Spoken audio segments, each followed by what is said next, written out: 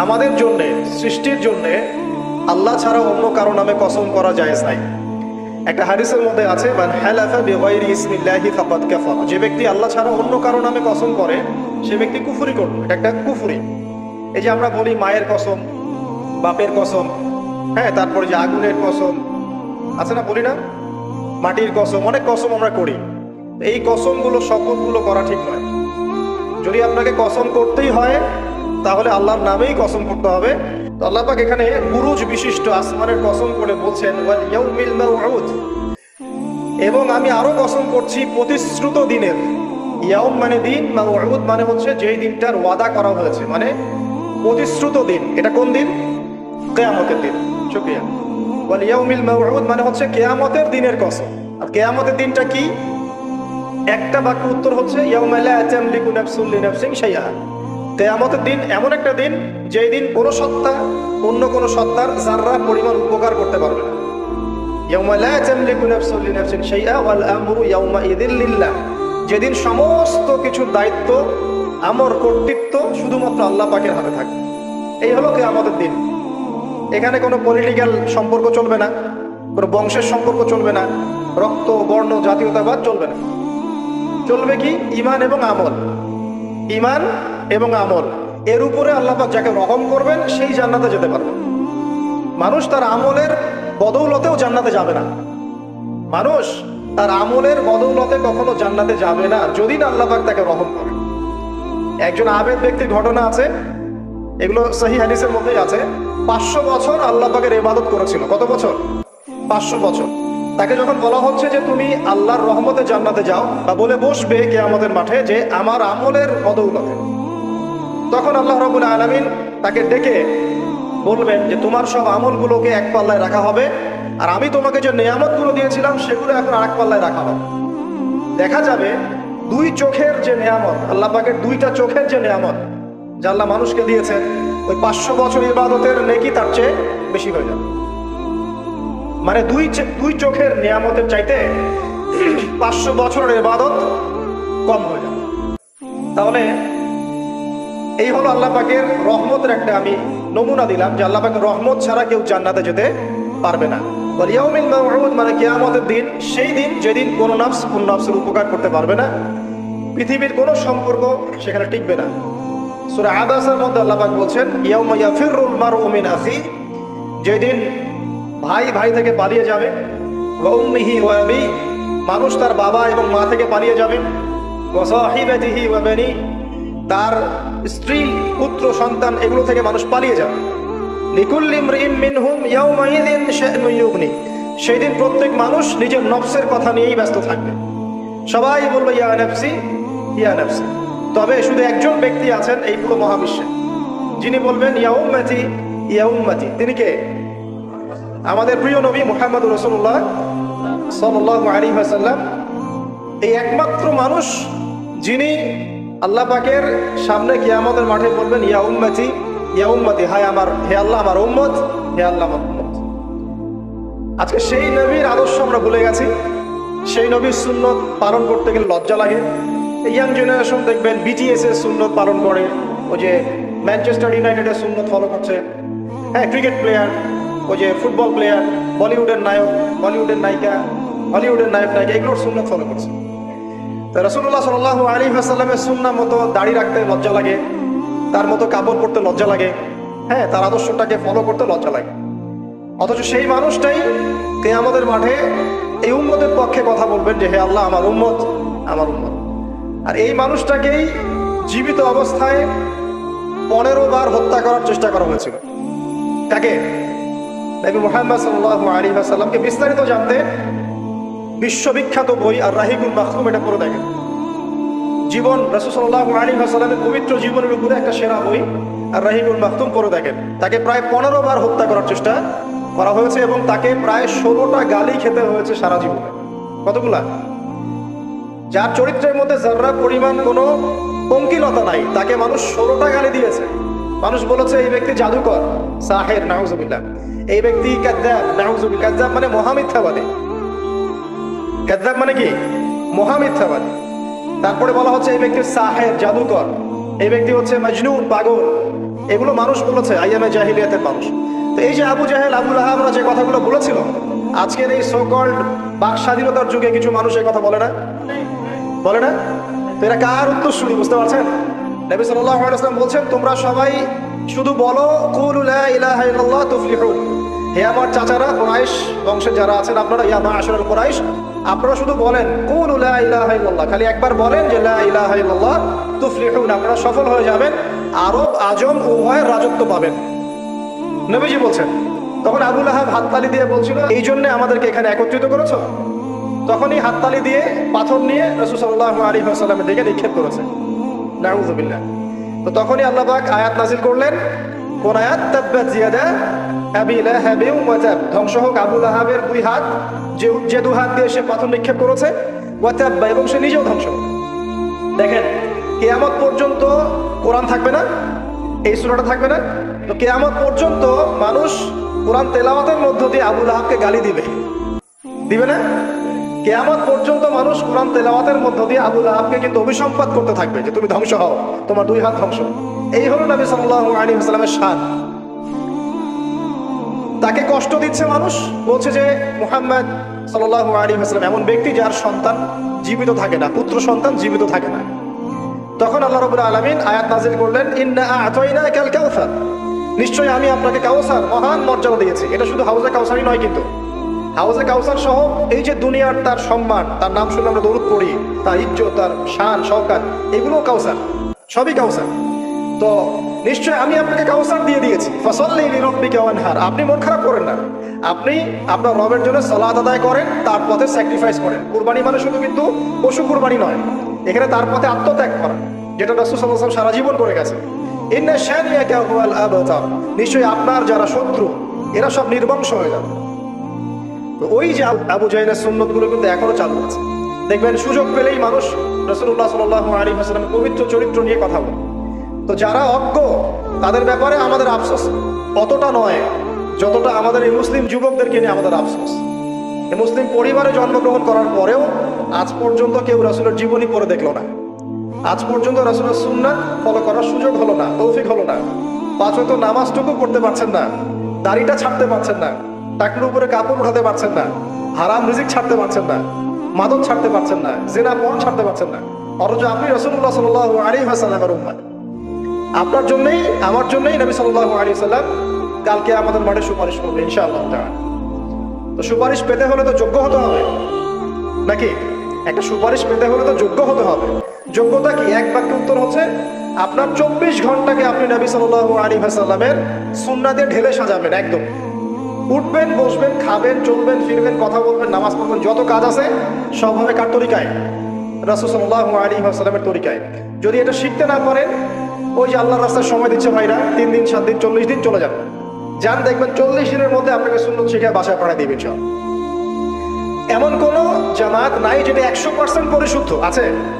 তো ওই বিতর্কিত বিষয়গুলো ছাড়েন, বিতর্কিত বিষয়গুলো আপাতত ছেড়ে দেন। সুন্নতটা তো শিখাবে আপনাকে, আপনাকে তো নামাজটা শিখাবে, জামাতে নামাজের পাবন্দি শিখাবে, হাদিস চর্চা শিখাবে, তালিম করা শিখাবে, দাওয়াত দেওয়া শিখাবে। এটুক শিখে চলে আসে। কমপক্ষে আপনি আপনার ব্যক্তি জীবনটাতে রাসূলের সুন্নাহটা প্রতিষ্ঠা করেন। সারা দুনিয়ার মানুষ সুদ খায় খাক, অর্থনৈতিক জীবনে গিয়ে আমি সুদ খাবো না। প্রয়োজনে কৃষিকাজ করে খাবো, মাছ চাষ করে খাবো, গরু ছাগল প্রতিপালন করবো, তারপরেও সুদ খাবো। আমি ব্যবসা করতে গিয়েছি, ওখানেও নবীর সুন্নত লাগবে, আমি মাপে কম দিতে পারবো না। সারা দুনিয়ার মানুষ দেয় দেখতে, সারা দুনিয়ার মানুষ মজুদ করে করুক, আমি করবো না। সারা দুনিয়ার ব্যবসায়ীরা কালোবাজারি করে করুক, আমি করবো না। একজন মুসলিম যুবকের চরিত্র হবে এমন। চাকরি করতে গিয়েছেন, চাকরি করা অবস্থায় যদি দেখেন যে হ্যাঁ আপনি নীতি নৈতিকতা বজায় রেখে করতে পারছেন, আলহামদুলিল্লাহ। যদি দেখেন এখানে আপনি ইসলামে টিকতে পারছেন না, রিজাইন দিয়ে চলে আসেন, এসে নিজস্ব প্রজেক্ট তৈরি করেন। এমন অনেক মানুষকে আমরা চিনি যারা বড় বড় চাকরি ছেড়ে দিয়ে, হারাম চাকরি ছেড়ে দিয়ে কৃষিকাজ করেছে, করে আল্লাহ পাক তাদেরকে স্বাবলম্বী করেছে। রিজিক কার হাতে ভাই? আল্লাহর হাতে। আর কোরআনে কিন্তু বেশি থেকে বেশি কৃষিভিত্তিক অর্থনীতির কথাই বলা হচ্ছে। দেখবেন কোরআন পড়ে দেখবেন বেশি থেকে বেশি কৃষিভিত্তিক অর্থনীতির কথাই বলা হচ্ছে এবং ব্যবসার কথা বলা হচ্ছে। এর মানে এই না আপনি চাকরি করতে পারবেন না, পারবেন যদি আপনি চাকরি করা অবস্থায় কোরআন সুন্নাহ ফলো করতে পারেন, আলহামদুলিল্লাহ। যদি না পারেন, প্রতিবন্ধকতা থাকে, একেবারেই পারছেন না, দেয়ালে পিঠ থেকে যাচ্ছেন, ছেড়ে দেন। পরকালটাকে ইহকালের জন্য নষ্ট করেন না। আল্লাহ পাক বোঝার তৌফিক দান। এবার সমাজ চালাবেন, এখানেও রাসূলের সুন্নাহ প্রয়োজন আছে। মন গড়া সুন্নত দিয়ে সমাজ সংস্কার হবে না, রাসূলের সুন্নত দিয়েই সমাজ সংস্কার হবে ইনশাআল্লাহ তাআলা। দাওয়াতি কাজ করব, সেখানেও রাসূলের সুন্নত লাগবে। মন গড়া স্টাইলে দাওয়াতি কাজ করা যাবে না। যেটা বলবো, যেটা করব, যেটা মানুষের জন্য কল্যাণকর মনে করবো, এটা রাসূলের পক্ষ থেকে দলিল থাকতে হবে। আল্লাহ পাক আমাদেরকে বোঝার তৌফিক দান করুন, আমিন। এবং এখানে শৈথিল্যতা প্রদর্শন করা যাবে না দাওয়াতের ক্ষেত্রে। গোল আলু মার্কা সব তরকারি দিয়ে চলে, এমন চললে হবে না। আবার খুব চরমপন্থী, মানে পান থেকে চুন খসলেই একজনকে খারেজি ফতোয়া দিয়ে একদম ভিতরে ঢুকাই দিচ্ছে, এইসব চলবে। মধ্যমপন্থী তরিকা লাগবে। ওয়াকাযালিকা জাআলনাকুম উম্মাতান ওয়াসাতা, আল্লাহ পাক বলছেন এভাবেই আমি তোমাদেরকে মধ্যমপন্থী উম্মত করেছি। মধ্যমপন্থী উম্মত, যারা শৈথিল্যতা প্রদর্শন করবে না, আবার চরমপন্থীও হবে। চরমপন্থায় কি কোনো লাভ হয়? চরমপন্থায় কি ইসলামের উল্টা ক্ষতি হচ্ছে? আবার শৈথিল্যতাবাদী প্রদর্শন ওই আকীদায় চলে গেলে সমস্যা। তখন দেখা যাবে হারাম হালাল সব গুলাই ফেলছেন, আর একটা গোলালু মার্কা কনসেপ্ট নিয়ে কবরে যাওয়া লাগতেছে। আল্লাহ পাক বোঝার তৌফিক দান করুন, আমিন। এক কথায় প্রিয় ভাইরা, ওই কিয়ামতের মাঠে রাসূলুল্লাহ সাল্লাল্লাহু আলাইহি ওয়াসাল্লামই একমাত্র সত্তা যিনি পুরো উম্মার জন্য সুপারিশ করবেন ইনশাআল্লাহ তাআলা। তো সেই সুপারিশ পাওয়ার যোগ্য হতে হলে আমাদের চলনে বলনে কথায় কাজে ব্যবসা অর্থনীতি সব ক্ষেত্রে রাসূলের সুন্নাহকে সর্বোচ্চ অগ্রাধিকার দিতে হবে। অনেক আদর্শের কথা আমরা বলি, সবচেয়ে সেরা আদর্শ মুহাম্মদ সাল্লাল্লাহু আলাইহি ওয়াসাল্লাম। তার আদর্শের উপরে কোনো আদর্শ নাই। অতএব এই আদর্শটাকে মনে প্রাণে ধারণ করা, লালন করা, মননে ধারণ করে বাস্তবে ইমপ্লিমেন্ট করা। আল্লাহ পাক আমাদেরকে তৌফিক এনায়েত করুন, আমিন। তো প্রিয় ভাইরা, কিয়ামতের মাঠ সম্পর্কে অনেক ভয়াবহ চিত্র আছে, আজকে আমি সেটা বলার সুযোগ পাচ্ছি। এতটুকু বলবো, এটা হচ্ছে ন্যায় বিচারের মাঠ। এখানে যাররা পরিমাণ বান্দার হক নষ্ট করে পার পাওয়া যাবে না। আল্লাহ পাকের সাথে জড়িত হাজারটা পাপ থাকলেও আল্লাহ পাক মাফ করতে পারেন, ঠিক আছে, কিন্তু বান্দার সাথে জড়িত হক থাকলে বান্দার কাছেই ক্ষমা নিতে হবে। আর একটা পাপ নিয়ে কবরে যাওয়া যাবে না, একটা পাপ, সেটা কি? সেটা হলো শিরকের পাপ। শিরিকের পাপ নিয়ে কবরে যাওয়া যাবে না। বেঁচে থাকতেই শিরিকের সাথে সম্পৃক্ত যত আকীদা আমল আছে তওবা করতে হবে, ছাড়তে হবে। আল্লাহ রাব্বুল আলামিন আমাদেরকে শিরিক এবং কুফর থেকে হেফাজত করুন, আমিন। আল্লাহ পাক এর পরের আয়াতে বলছেন ওয়া শাহিদিন ওয়া মাশহুদ। একটা চমৎকার ঘটনা আসবে সামনে ইনশাআল্লাহ, মনোযোগ ধরে রাখেন। আল্লাহ বলছেন ওয়া শাহিদিন ওয়া মাশহুদ, আমি আল্লাহ কসম করছি শাহেদের এবং মাশহুদের। শাহেদ কি? তাফসীরের কিতাবে এসেছে শাহেদ মানে হচ্ছে জুমার দিন। কোন দিন? জুমার দিন। এই যে দেখেন, জুমার দিনে মুসলিমদের একটা কাজ কমন, সেটা হলো গোশতের দোকানে দাঁড়িয়ে গরুর গোশত কেনা। সকাল সকাল দেখবেন জুমার দিনে হাজির কসাইয়ের দোকানে, আজকে জুমার দিন গরু খাইতেই হবে, নাকি ভাই? কথাটা কি ঠিক না ঠিক? দেখবেন শহরের যতগুলো কসাইখানা আছে সকাল সকাল হাজির, জুমার দিন গোশত খাইতে হবে। অথচ জুমার দিনটা এত ইম্পর্টেন্ট, এই দিনে দোয়া কবুল হয়। যে কোনো দোয়া আল্লাহর কাছে চাবেন কবুল হবে। এই দিনে সূরা কাহাফ পড়তে হয়, এই দিনে তাড়াতাড়ি মসজিদে আসতে হয়, গোসল করে সুগন্ধি মেখে সুন্দর কাপড় পরে ইমামের কাছাকাছি এসে বসতে হয়। তাহলে প্রত্যেক কদমে 1 বছরের রোজা, 1 বছরের তাহাজ্জুদে নেকি হয়। তো জুমার দিন খুবই ইম্পর্টেন্ট। দেখবেন জুমার দিনে কি করে? গরুর গোশত খাবে, খাওয়াই লাগবে। মুরগি খাওয়া তো যাবেই না, সবজি খাওয়া যাবেই না, ঠিক আছে। তারপরে স্ত্রী সন্তান বউ বাচ্চাকে নিয়ে সকাল সকাল বের হয়ে চলে গেলাম, সারা বিকেল ঘুরতেছি, রাত্রে ঘুরতেছি, সন্ধ্যায় ঘুরতেছি। মানে ওই দিনটা দেখবেন গান বাজনা, পার্টি, এই বিয়ের অনুষ্ঠান, এই জন্মদিন, এই ওরিয়েন্টেশন, এই অমুক তমুক সব জুমার দিনে। অথচ জুমার দিনটাকে আল্লাহ পাক দিয়েছেন ও শাহিদ, সাক্ষ্যদাতা, মানে জুমার দিন আপনাকে সাক্ষী দিবেন আপনি এই দিন কি করেছেন। জুমার দিনের কাজগুলো করে নেবেন বই থেকে, আল্লাহ পাক তৌফিক দান করুন, আমিন। ও মাশহুদ, এবং মাশহুদের কসম করছি। মাশহুদ কি? মাশহুদ মানে আরাফার দিন। কোন দিন? আরাফার দিন। এটা কোন দিন? যুব সমাজকে জিজ্ঞাসা করেন, বলতে পারবে না। আরাফার দিন কোন দিন? এখনকার তরুণ প্রজন্ম দেখেন আরাফার দিন কোন দিন বলতে পারবে না। জিজ্ঞাসা করেন পর্যায় সারণীতে ওই যে মৌলের নাম, হাইড্রোজেন থেকে একদম শেষ পর্যন্ত বলে দেবে, পারমাণবিক ভর, পারমাণবিক সংখ্যা সব বলে দিবে। ফিজিক্সের প্রশ্নগুলো জিজ্ঞাসা করেন, সব বলে দিবে। যে হায়ার ম্যাথ আছে, হায়ার ম্যাথের প্রশ্ন বলে দিবে। বায়োলজির যে কঠিন কঠিন বৈজ্ঞানিক নামগুলো আছে না, ব্যাঙের বৈজ্ঞানিক নাম, অমুকের তমুকের মানুষ সব বলে দেবে। বলেন মাশহুদ কাকে বলে? ও শাহিদি ওয়া মাশহুদ, আয়াতটা শুনছো কখনো? বলবে শুনি নাই। এই হলো অবস্থা, শিক্ষা সিস্টেমের এই হলো অবস্থা। কেউ কি বলেছে যে ডাক্তার হওয়া যাবে না, ইঞ্জিনিয়ার হওয়া যাবে না, বা জেনারেল লাইনে পড়া যাবে না? এমনটা কি কেউ বলেছে? কিন্তু কোরআন সুন্নাহর জ্ঞানকে বিসর্জন দিয়ে, ওই জ্ঞানটাকে বিসর্জন দিয়ে তোমাকে ডাক্তার হতে হবে? আমার তো মাঝে মাঝে মনে হয় যে এইসব সেকশনে এই সায়েন্টিফিক পড়াগুলোর পাশাপাশি মানবিক কিছু পড়াশোনা দেওয়া দরকার। আগে মানুষ বানানো দরকার। কিভাবে পেশেন্টের সাথে ভালো ব্যবহার করতে হয় শেখানো দরকার, কিভাবে একজন অসুস্থ মানুষের সাথে ভালো বিহেভ করতে হয় শেখানো দরকার। খালি কিভাবে ইনজেকশন পুশ করতে হয় আর কিভাবে ওষুধ দিতে হয় এটুকু শেখানো যথেষ্ট না। একটা বিহেভিয়ার, মানবতা শেখানো দরকার। একটা ইঞ্জিনিয়ারকে শিখান যে চুরি করা হারাম, তাকে শিখান আগে, নাহলে বড় হয়ে অনেক বড় ইঞ্জিনিয়ার হতে পারে কিন্তু দেখবেন ভিতরে চুরি করছে। তো একটা মানবিক শিক্ষার দরকার আছে, হিউম্যান বিহেভিয়ার শেখানো দরকার। তো এই শিক্ষাগুলো কে দিবে? কোরআন দিবে, হাদিস দিবে, রাসূলের সুন্নাহ দিবে, তখন গিয়ে তো সে পরিপূর্ণ মানুষ হবে। আর যাদের মধ্যে এই দুইটা শিক্ষা একত্রিত হবে দেখবেন তারা সোনার মানুষ হবে। তো এই দুইটা শিক্ষাকে আমরা অর্জন করতে পারি না। কেউ কি বলেছে জেনারেল লাইনে পড়া বাদ দিয়ে দাও, বাদ দিয়ে একদম সবাই মৌলবী হয়ে যাও? সবাই যদি আলেম হয়ে যায় তাহলে ভাই সামরিক ক্ষেত্রে কে কাজ করবে, প্রশাসনে কে কাজ করবে, জনপ্রতিনিধি কে হবে, ইসলামিক ব্যাংকিং সেকশন কে চালাবে? ঠিক আছে না? সব সেকশনে মানুষের প্রয়োজন আছে না? তো সব সেকশনে মানুষের দরকার আছে, কিন্তু সেই মানুষগুলোর আত্মাটাকে কোরআন সুন্নাহর আধ্যাত্মিকত্ব দিয়ে ঢেলে সাজাতে হবে। আল্লাহ পাক তৌফিক এনায়েত করুন, আমিন। যদি অমুসলিম হয়, অমুসলিম হওয়ার পরেও যদি সে তার ধর্ম মেনে চলে দেখবেন সেও কিন্তু ভালো মানুষ হবে। আসলে যারা এই বিশ্বে ফাসাদ সৃষ্টি করে বেড়াচ্ছে এদের সাথে ধর্মের কোনো সম্পর্ক নাই। যারা এই বিশ্বে ফাসাদ সৃষ্টি করছে এদের সাথে আসলে ধর্মের কোনো সম্পর্ক নাই। সে যদি সত্যিকার অর্থেই তার ধর্ম পালন করতো তাহলে কিন্তু সে তার ধর্মের প্রতি অনুগত থাকতো। কোন ধর্ম কি বলেছে বিনা বিচারে বা নিষ্পাপ মানুষকে হত্যা করো? কোন ধর্ম? একটা রিলিজন আমাকে দেখান যে বলেছে মিথ্যা কথা বলো, হারাম খাও, সুদ খাও, বেপরদায় চলো, নগ্ন হয়ে চলো? একটা ধর্ম বলেছে? তাহলে প্রত্যেকটা ধর্মের মূল কথাগুলো কিন্তু মোটামুটি একরকম।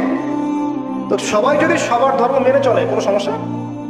এরপরে যে পড়াশোনা করে দেখবে যে হ্যাঁ ইসলামী চূড়ান্ত রিলিজন, এর মধ্যে সমস্ত বিষয়ের সমাধান আছে, এটা ফাইনাল টেস্টিমেন্ট, তখন সে মুহাম্মদ সাল্লাল্লাহু আলাইহি ওয়াসাল্লামের আনুগত্য করবে, সাক্ষ্য দিবে আশহাদু আল্লা ইলাহা ইল্লাল্লাহ ওয়া আন্না মুহাম্মাদান আবদুহু ওয়া রাসূলুহু, মুসলিম হয়ে যাবে ইনশাআল্লাহ। মুসলিম হলেই, কালিমা পড়লেই একদিন না একদিন সে জান্নাতে যাবে ইনশাআল্লাহ, যদি তার আকীদার মধ্যে শিরক না থাকে, কুফর না থাকে, আমলে বেদাত না থাকে, হারাম রিজিক না থাকে। আল্লাহ পাক আমাদেরকে পরিপূর্ণ মুসলিম হওয়ার তৌফিক এনায়েত করুন, আমিন। এই যে মাশহুদ বলছিলাম আরাফার দিন, আরাফার দিনে আমার স্বতন্ত্র একটা লেকচার আছে, ওইটা দেখে নিয়ে।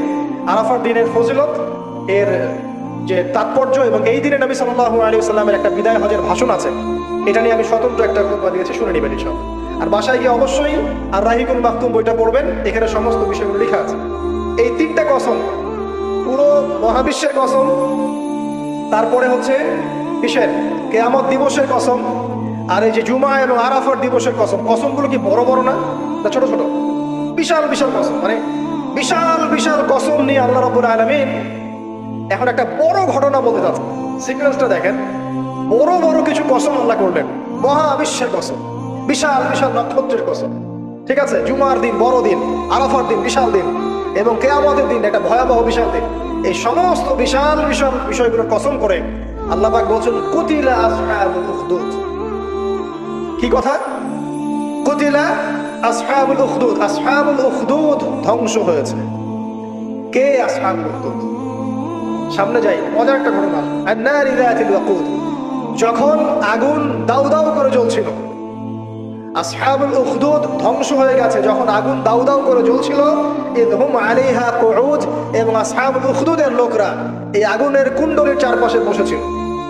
মনে করেন এখানে বিশাল একটা আগুন জ্বালিয়ে রাখা হয়েছে, এখানে দাউ দাউ করে আগুন জ্বলছে, আর কিছু মানুষ তার চারপাশে বড় বড় কুরসিতে, চেয়ারে হেলান দিয়ে বসে মজা উপভোগ করছে। এই হলো আসহাবুল উখদুদ। এদেরকে আল্লাহ পাক বলছেন এরা ধ্বংস। কুতিলা আসহাবুল উখদুদ ওয়া হুম আলা মা ইয়াফআলুনা বিল মুমিনিনা শুহুদ। তারা বসে বসে কি করছিল?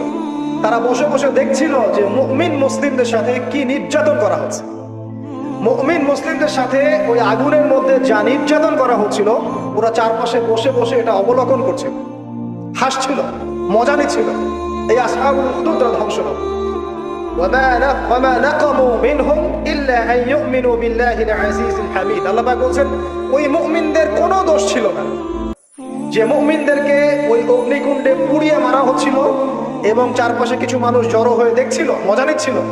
আসহাবুল উখদুদ, ওই মুমিনদের কোনো দোষ ছিল না, শুধু একটা অপরাধ তাদের দৃষ্টিতে। কি সেটা? যে এই মুমিনরা এক আল্লাহর প্রতি ঈমান এনেছিল। এই মুমিন হওয়া ছাড়া তাদের কোনো দোষ ছিল না। কথা বুঝতে পারছেন?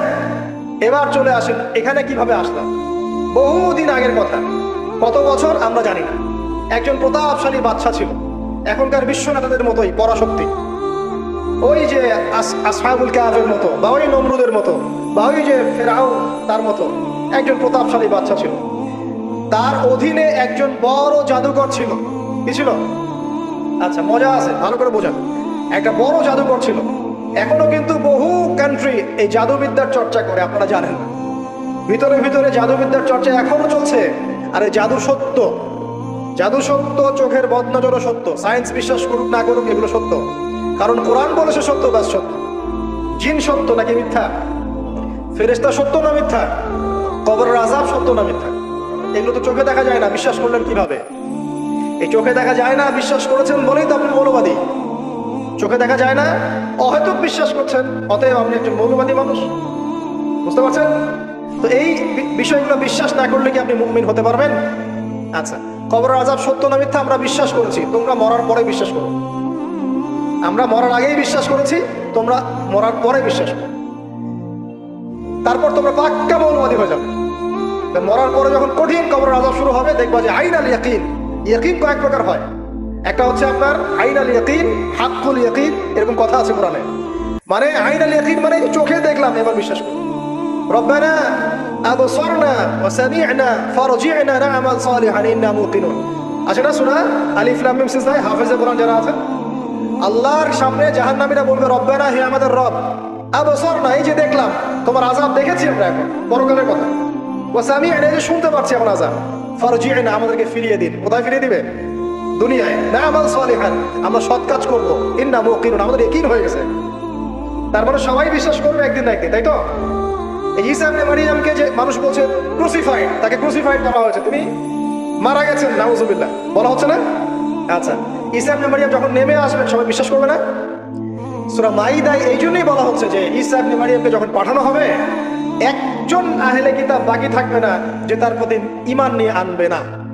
এমন একজন মানুষ তখন খুঁজে পাওয়া যাবে না যে তার প্রতি ঈমান আনবে না আহলে কিতাবদের মধ্যে। ঈসা ইবনে মারইয়ামকে ক্রুসিফিকশন করা হয় নাই। ঈসা ইবনে মারইয়ামকে আল্লাহ রাব্বুল আলামিন তার কাছে উঠিয়ে নিয়েছেন। আর যে আল্লাহ পুরো মহাবিশ্ব চালাতে পারেন, সে একজন মানুষ উঠাতেই পারেন। এটার এমন কি বিষয় যে আল্লাহ রাব্বুল আলামিন আপনার দেহের মধ্যে রূহ রেখে দিয়েছেন, তার হুকুমে বের হয়ে চলে যাবে। সে আল্লাহ রাব্বুল আলামিন রাসূল সাল্লাল্লাহু আলাইহি ওয়াসাল্লামকে মেরাজে উঠিয়েও নিতে পারেন। সিম্পল, এটা অবিশ্বাস করার কি আছে? আসুন সামনে যাই। এখানে যে বিষয়টা, যে বহুদিন আগে এরকম প্রতাপশালী বাদশার অধীনে একজন জাদুকর ছিল। এই জাদুকরের যখন বয়সটা পুরো হয়ে গেল, তখন সে তার ওই বাদশাকে বলছে যে আমার তো বয়স শেষ, আমার এই বিশাল জ্ঞানগুলো কি করব? আমাকে একজন বালক এনে দিন, যেই বালককে আমি এইসব জাদুবিদ্যা শিখিয়ে দিব। ওই যেরকম ছোট বাচ্চাদের মধ্যে একটা। তো এরকম একটা ফুটফুটে সুন্দর বাচ্চাকে খুঁজে বের করা হলো, যে বাচ্চাটা বিচক্ষণ। একে নিয়ে আসা হলো জাদুকরের কাছে।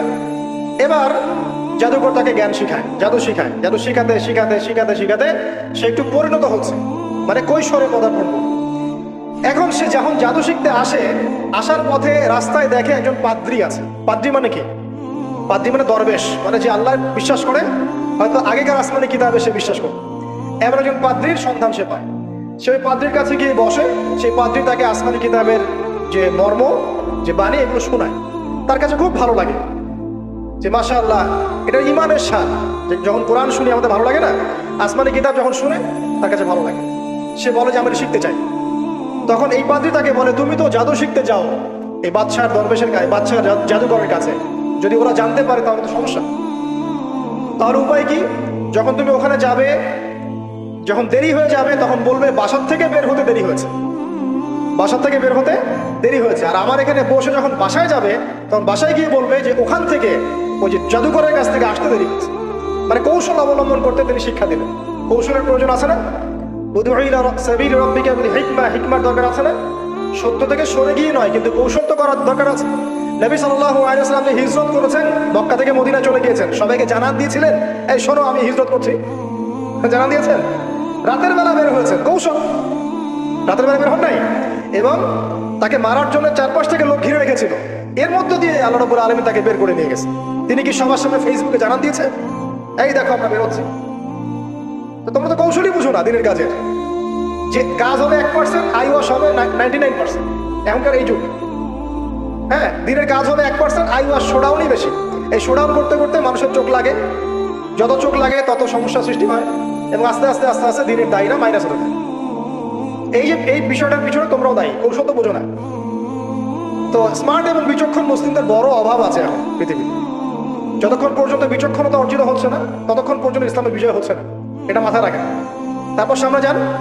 এবার এই বাচ্চা খুব সুন্দর করে ব্যালেন্স করলো, একবার এখানে যায়, একবার ওখানে যায়। এই করতে করতে ওই যে জাদুকরের ইন্তেকাল হয়ে গেল, মারা গেল জাদুকর। এবার এই বাচ্চার কাছে মাশাআল্লাহ অনেক এলেম কালাম আছে। এদিকে সে পাদ্রীর জ্ঞানে দীক্ষিত হচ্ছে। দীক্ষিত হতে হতে তার মধ্যে আল্লাহ পাকের প্রতি একটা পরিপূর্ণ ঈমান চলে আসে। সে মুসলিম হয়ে গেল, আলহামদুলিল্লাহ। মুসলিম হওয়ার পরে একদিন সে যখন বাচ্চার কাছে যাচ্ছে, রাস্তায় একটা বিশাল জন্তু দেখা গেল। বিশাল জন্তু, কিরকম জন্তু আমরা জানি না। ঠিক আছে, দাব্বাতুল আরদ সামনে বের হবে। কিয়ামতের 10টা নিদর্শন আছে বড় বড়, তার মধ্যে একটা হচ্ছে দাব্বাতুল আরদ, জমিন থেকে পুরো একটা প্রাণী বের হবে। আর এখন মানুষ এগুলো বিশ্বাস করবে না, আমি জানি। 2 দিন পর নাসা যখন বলবে তখন বিশ্বাস করবে। কথা কি বুঝতে পারছেন? তবে প্রাণী এই পৃথিবীর নিচে আছে। রাসূল সাল্লাল্লাহু আলাইহি ওয়াসাল্লাম বলেছেন 10টা আলামত না আসা পর্যন্ত কিয়ামত হবেই। তার মধ্যে একটা হচ্ছে দাব্বাতুল আরদ, জমিন থেকে একটা প্রাণী বের হবে। এবং এই প্রাণী শুধু বেরই হবে না, মানুষের সাথে কথাবার্তা বলবে। এবার মানুষের সাথে কথা বলবে প্রাণী। বিশ্বাস করছেন? এখন বিশ্বাস করছেন না জানি, কিন্তু প্রাণী মানুষের সাথে কথা বলবে। আল্লাহ পাক বলাতে পারেন না? পারে। আচ্ছা সামনে যান। ওই প্রাণী যখন দাঁড়িয়ে আছে রাস্তায়, এখন এই বালক বলছে আজকে আমি প্রমাণ করে নিব যে আল্লাহর আনুগত্যশীল ওই পাদ্রী সঠিক নাকি ওই জাদুকর সঠিক।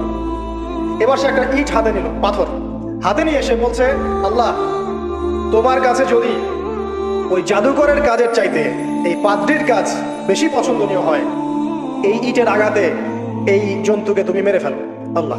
এ বলেছে বিসমিল্লাহ বলে পাথর নিক্ষেপ করলো। নিক্ষেপ করার সাথে সাথেই জন্তু ডেড। তখন তার আইনাল ইয়াকিন, হাক্কুল ইয়াকিন হয়ে গেল যে হ্যাঁ, আল্লাহর কাছে এই পাদ্রীর আমলই সবচেয়ে বেশি পছন্দনীয়। তার আর মনে কোনো সংশয় থাকলো না। কিশোর মানুষ না, কতটুকুই বা বোঝে, বোঝেন নাই? এবার তার মধ্যে একটা ইয়াকিন চলে আসলো এবং সে পরিপূর্ণ মুমিন মুসলিম হয়ে গেল। এবার যখন সে রাজ দরবারে যায়, তার কাছে পেশেন্ট আসে। মানে একজন মানুষ এসেছে, সে বলছে যে আমার চোখে সমস্যা। সে চোখে হাত দেয়, হাত দিয়ে বলে যে আপনি আল্লাহর প্রতি ঈমান নিয়ে আসেন, আমি আল্লাহর কাছে দোয়া করব, চোখ ভালো হয়ে যাবে। এভাবে পেশেন্ট আসে, সে বলে আল্লাহর প্রতি ঈমান নিয়ে আসেন, আমি দোয়া করব, ভালো হয়ে যাবে। এভাবে আস্তে আস্তে তার নাম এবং খ্যাতি ছড়িয়ে পড়তে লাগলো। যেই তার কাছে আসে, সে বলে আগে মুসলিম হন, ইমানদার হন, আল্লাহর প্রতি বিশ্বাস করেন, আমি দোয়া করব, ভালো হয়ে যাবে। চোখ অন্ধ ভালো হয়ে যাচ্ছে, কুষ্ঠ রোগী ভালো হয়ে যাচ্ছে, হ্যাঁ প্যারালাইজড রোগী ভালো হয়ে যাচ্ছে, আলহামদুলিল্লাহ। নবী ঈসা আলাইহিস সালাম এমনটা করেছিলেন না? আল্লাহ পাক চাইলে করতে পারে। একদিন ওই রাজ দরবারের একজন মন্ত্রী আসছে। এবার ওই রাজার একজন এমপি সাহেব, তার চোখে সমস্যা, সে আসছে, এসে বলছে যে আমার এই চোখের সমস্যা, আমার চোখটাকে ভালো করার দরকার, তোমার কাছে কোনো ওষুধ আছে না? সে বলছে যে আপনি আল্লাহর প্রতি ঈমান নিয়ে আসেন, আমি আল্লাহর কাছে দোয়া করব, আপনি ভালো হয়ে যান। এবার সে আলহামদুলিল্লাহ ঈমান নিয়ে আনলো এবং সে ভালো হয়ে গেল। এই ভালো হয়ে যাওয়ার পরের দিন যখন সে আবার ওই পার্লামেন্টে গিয়েছে আর কি, ওদের তৎকালীন রাজদরবারে, এবার রাজা ওকে দেখে বলছে যে তোমার তো চোখ অন্ধ ছিল, কিভাবে সেবা লাভ করবে? তো সে বলে না কিভাবে সেবা লাভ করলো, সে বলতে চাচ্ছে, কারণ সে আজ করছে যে বললে সমস্যা হবে। এক পর্যায়ে তাকে খুবই পিটুনি দেওয়া হচ্ছে, রিমান্ডে নিয়ে গিয়ে কঠিন মাইর দেওয়া হচ্ছে। এক পর্যায়ে সে মারের যন্ত্রণা সহ্য করতে না পারে বলে ফেললো যে ওই বাচ্চা, তার কাছে গিয়ে আমি আরোগ্য লাভ করেছি এবং সে আমাকে বলেছে যে তার রবের প্রতি ঈমান নিয়ে আসতে, তাহলে আমি শেফা লাভ। এই বাচ্চা এখন বলছে ফেরাউনের মতো, যায় না রব্বুকুম আ'লা, আমি তো তোমাদের রব। নমরুদের মতো, আমি তো তোমাদের রব। ঠিক আছে, আমি ছাড়া তোমাদের কে রব আছে? আমি তো জানি না যে আমি ছাড়া তোমাদের কোনো ইলাহ আছে। এবার এই লোকটাকে হত্যা করা হলো, এই এমপি সাহেবকে হত্যা করা হলো, বিকজ সে ঈমান নিয়ে আসে। এবার সেই বালককে ডেকে আনা হচ্ছে, বলা হচ্ছে বলো তুমি নাকি তোমার রবের নাম দিয়ে মানুষের ট্রিটমেন্ট করা শুরু করেছো? তখন সেই বালক বলছে হ্যাঁ, আমি এক আল্লাহর প্রতি বিশ্বাস করি এবং তার রাসূলের প্রতি বিশ্বাস করি, তার প্রেরিত আসমানি কিতাবে বিশ্বাস করি। এখন রাজা বলছে আমি ছাড়া তোমাদের কোনো ইলাহ আছে আমি তো জানি না। এই সৈন্যবাহিনী শোনো, এই বালককে ধরো, ধরে নিয়ে গিয়ে উঁচু পাহাড়ে নিয়ে যাও, ওখান থেকে ফেলে দাও। কথা বুঝতে পারছেন? এবার তাকে নিয়ে যাওয়া হলো, ক্রস ফায়ার দেওয়া হবে, এবার উপরে নেওয়া হয়েছে, একদম পাহাড়ের উপরে। এবার ওই বালক উপরে উঠে একটা দোয়া করছে, এই দোয়াটা সবাই শিখে নেন। ওই বালক উপরে উঠে দোয়া করছে আল্লাহুম্মা কফিনিহিম বিমা শি'তা, আল্লাহুম্মা কফিনিহিম বিমা শি'তা, আল্লাহুম্মা কফিনিহিম বিমা শি'তা। পাহাড় থরথর করে কাঁপা শুরু করলো এবং ওই সৈন্যবাহিনী পাহাড় থেকে পড়ে গেল, বালকের কিচ্ছু হলো না।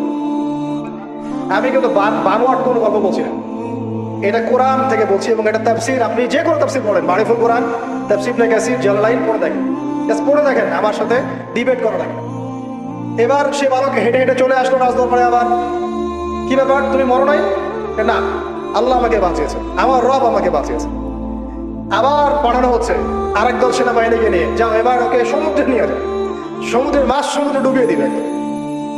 আবার সেখানে গিয়ে বলল আল্লাহুম্মা কফিনিহিম বিমা শি'তা, হে আল্লাহ, অর্থ হচ্ছে হে আল্লাহ, আমার বিপক্ষে যারা আছে আপনি যা দিয়ে ইচ্ছা ওদের বিরুদ্ধে আমাকে সাহায্য করেন।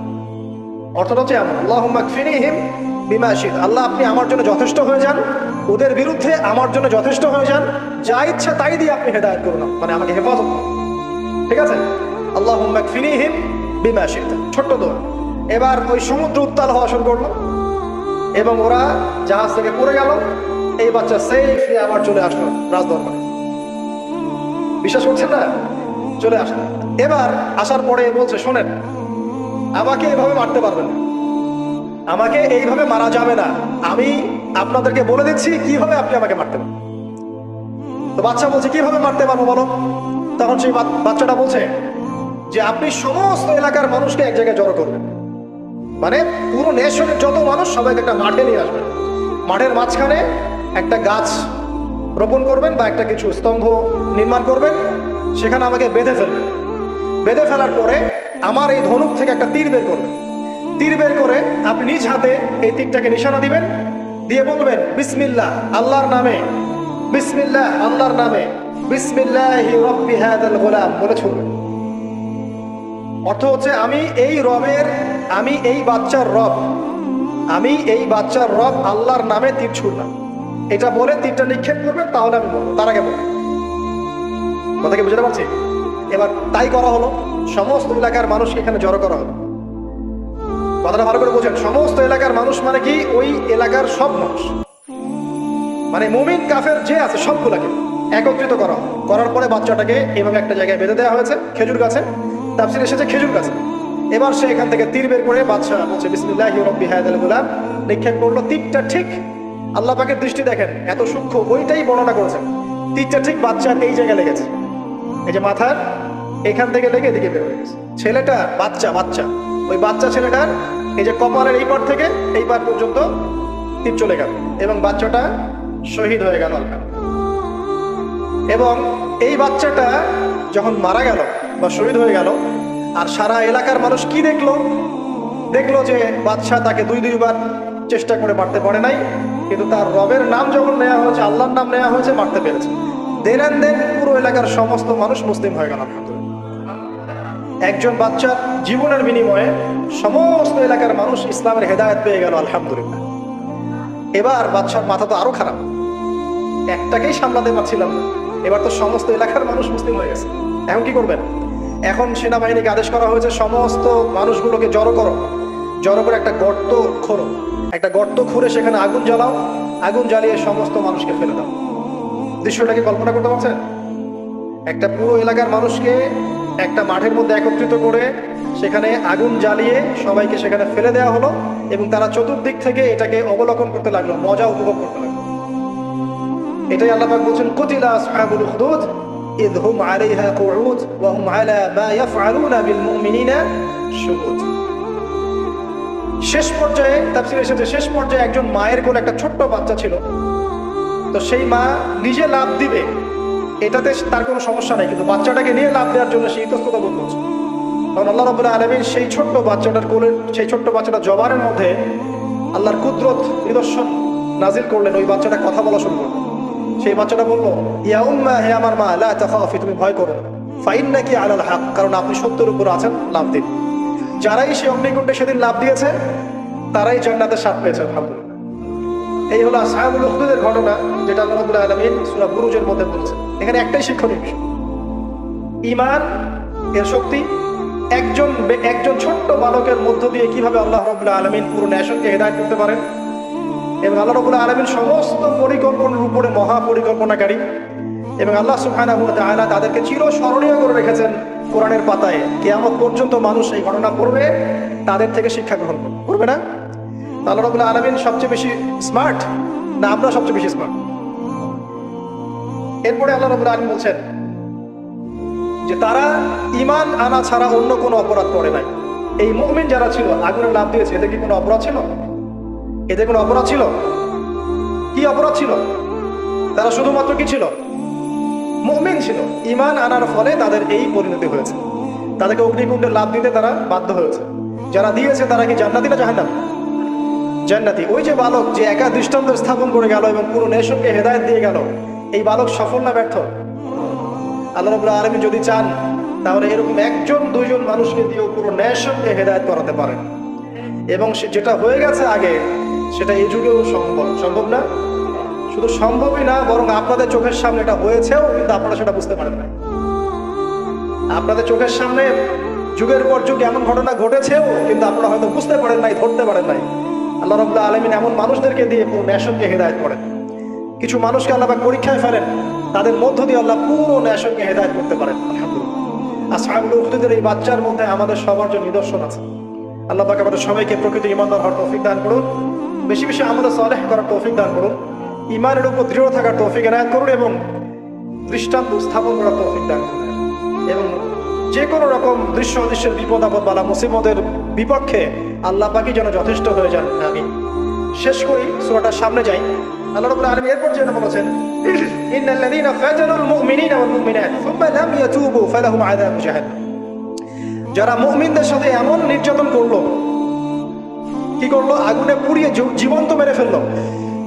যারা মুমিনদের সাথে এমন দৃষ্টান্ত স্থাপন করে নির্যাতন করলো, ফিতনায় ফেললো এবং তওবা করে ফিরেও আসলো না, আল্লাহ পাক বলছেন নিশ্চয়ই তাদের জন্য যন্ত্রণাদায়ক শাস্তি আছে জাহান্নামে, ওয়ালাহুম আযাবুল হারিক, এবং তাদের জন্য মর্মান্তিক শাস্তি অপেক্ষা করছে। কাদের জন্য? যারা মুমিনদেরকে ফিতনায় ফেলেছে, কষ্ট দিয়েছে, নির্যাতন করেছে, নিপীড়ন করেছে। তারপর আল্লাহ পাক বলছেন, ইন্নাল্লাযীনা আমানু ওয়া আমিলুস সালিহাত লাহুম জান্নাতুন তাজরি মিন তাহতিহাল আনহার। আর যারা এই পরীক্ষায় উত্তীর্ণ হয়ে গেল, যাদেরকে আসহাবুল উখদুদরা ফেলে দিল গর্তে, যারা আগুনে লাফ দিল, অগ্নি পরীক্ষা দিল, আল্লাহ পাক বলছেন এরা সফল হয়েছে, এরা জান্নাতে যাবে যার তলদেশ দিয়ে নহর সমূহ প্রবাহিত হচ্ছে। আলহামদুলিল্লাহ, ওয়াযালিকাল ফাওজুল কাবীর। আর এটা হচ্ছে সবচেয়ে বড় সাফল্য, এটাই হচ্ছে সাফল্যের চূড়ান্ত সংজ্ঞা।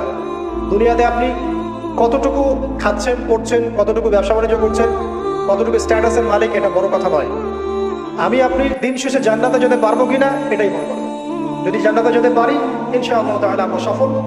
যদি জান্নাতে যেতে ব্যর্থ হই, আল্লাহ না করুক, তাহলে আমাদের যে ব্যর্থ এই মহাবিশ্বের কোনো সৃষ্টি নাই। আল্লাহ পাক বুঝার তৌফিক দান করুন, আমিন। আল্লাহ পাক এরপরে বলছেন, ইন্না বাতশা রাব্বিকা লাশাদীদ।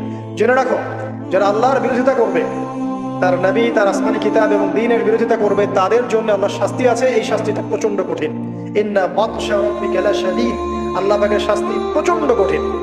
আমরা একটা কনসেপ্ট লালন করি মাথায়, আল্লাহ পাক গফুরুর রহিম, রহমানুর রহিম, ঠিক আছে, তাই না?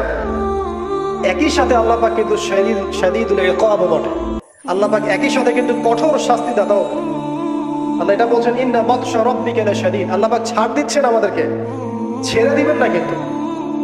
তোমরা যারা এখন নামাজ পড়ছো না, সওম রাখছো না, হারাম কাজে লিপ্ত আছো, হারাম খাচ্ছ, এবং জিনায়, পর্নে, মাদকে লিপ্ত আছো, অহেতুক সময় নষ্ট করছো, দিনের কোনো ফিকির নাই, আল্লাহ পাক কিন্তু সবকিছু দেখছেন, আল্লাহ পাক কিন্তু সবকিছু শুনছেন। আল্লাহ রাব্বুল আলামিন সুযোগ দিচ্ছেন, সময় দিচ্ছেন, তাই বলে কিন্তু আল্লাহ পাক ছেড়ে দিবেন না। আল্লাহ রাব্বুল আলামিন কিন্তু পুঙ্খানুপুঙ্খ হিসাব নেবেন। এটাই বলছেন, ইন্না বাতশা রাব্বিকা লাশাদীদ। আল্লাহ পাকের শাস্তি কিন্তু বড়ই কঠিন। আল্লাহ পাক আমাদের সবাইকে তার শাস্তি থেকে হেফাজত করুন, আমিন। একটা এক্সাম্পল দিচ্ছি কারি জাস্ট। আবু তালেব নাম শুনেছেন? কে ছিল? রাসূল সাল্লাল্লাহু আলাইহি ওয়াসাল্লামের চাচা। দীর্ঘদিন, বছরের পর বছর তিনি নবী সাল্লাল্লাহু আলাইহি ওয়াসাল্লামকে সাপোর্ট করেছেন। যদিও তিনি মুসলিম হননি, কিন্তু সাপোর্ট করেছেন, ফাইন্যান্সিয়াল সাপোর্ট, সোশ্যাল সাপোর্ট, একটা সাপোর্ট দিয়েছেন। কিন্তু শেষমেশ তিনি লা ইলাহা ইল্লাল্লাহ পড়তে পারেন না, মুমিন মুসলিম হননি। কিন্তু নবীকে এমন ভাবে সাপোর্ট দিয়েছেন যেটা আরবের কেউ দেয়নি তাকে।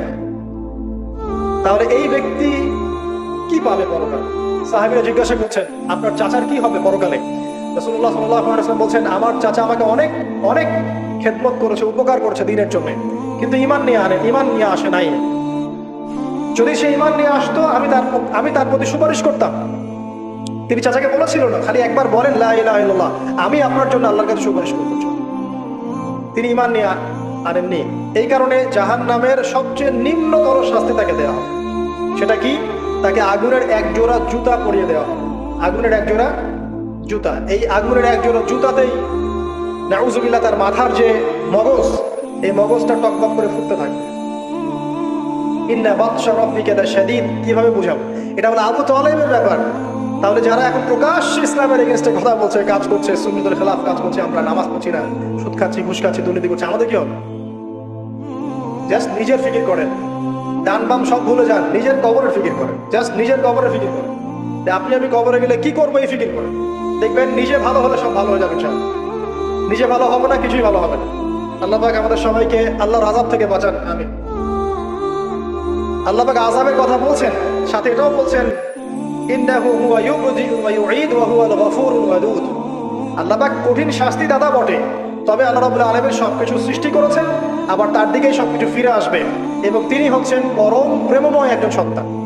কেউ যদি আল্লাহকে ভয় করে ইনস্ট্যান্ট তওবা করে ফিরে আসে, তার জীবনে যত গুনাহ থাক আল্লাহ পাক মাফ করে দিবেন ইনশাআল্লাহ। আপনি যদি সারা জীবন শিরক করে থাকেন, যেটা মহাপাপ, যুলমুন আযীম, এখনই যদি তওবা করে ফিরে আসেন, আপনার সমস্ত পাপ তো আল্লাহ পাক মাফ করে দিবেনই, আপনার গুনাহগুলোকে নেকি দিয়ে পরিবর্তন করে দিবেন। আল্লাহ পাক প্রেমময় ওয়াদুদ একজন সত্তা।